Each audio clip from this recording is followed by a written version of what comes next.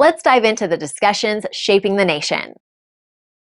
Minister, 3 years ago, Ukrainians woke to a living nightmare. Russian forces had launched a full-scale invasion with the intention of destroying Ukraine's democracy and snuffing out its existence as a sovereign, independent state. Russian tanks rolled across the border, Russian troops rushed to seize key objectives, and Russian missiles pounded Ukrainian cities. This wasn't simply a land grab or an attempt to influence an election. This was Russia attempting to fully subjugate and occupy its neighbour. The goal was simple: apply tactics not seen since World War II to recreate a sphere of influence which collapsed with the end of the Cold War.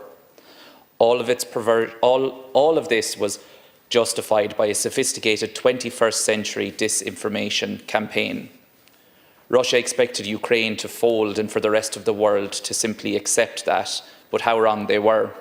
Across multiple fronts, Ukraine's soldiers conducted a defence which was heroic and ingenious.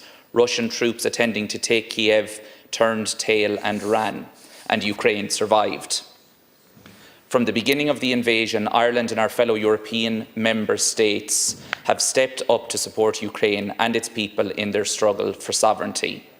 Ireland has hosted over 100,000 Ukrainians fleeing the war, and I was proud to join a march through my hometown of Nina last Saturday to stand in solidarity with our Ukrainian community who have called Nina and North Tipperary their home.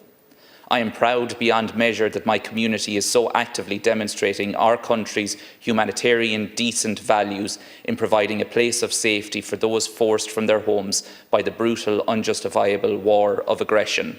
Across Tipperary, Ireland and Europe, Ukrainians have been welcomed into our homes, into our communities with warmth, understanding and compassion. I welcome the commitment by the government to provide further aid to Ukraine, including through donating air defence equipment. Minister, there has been much speculation and comment in recent days on the prospects of talks to end this war.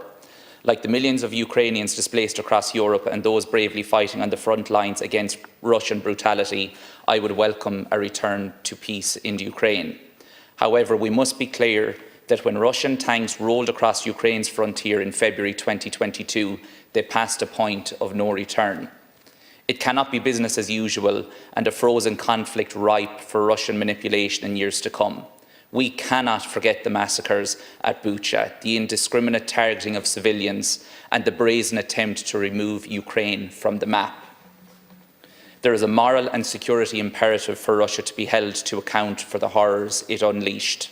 In this regard, I welcome the recent progress towards the establishment of a special tribunal for the crime of aggression against Ukraine, and I also commend Commissioner Michael McGrath for his continued leadership on behalf of the European Commission. We must ensure that the €210 billion in Russian state assets frozen within the EU are fully utilised to the benefit of Ukraine and its people in reparation for the destruction caused by Europe. Whatever form of negotiated settlement takes, we must be clear on two things. Firstly, Russia is and will remain a threat to Europe and our democratic way of life. And secondly, we must take concrete and robust measures to protect ourselves and European partners from future Russian aggression. And as the Taoiseach stated recently, it is time for us to get serious on defence.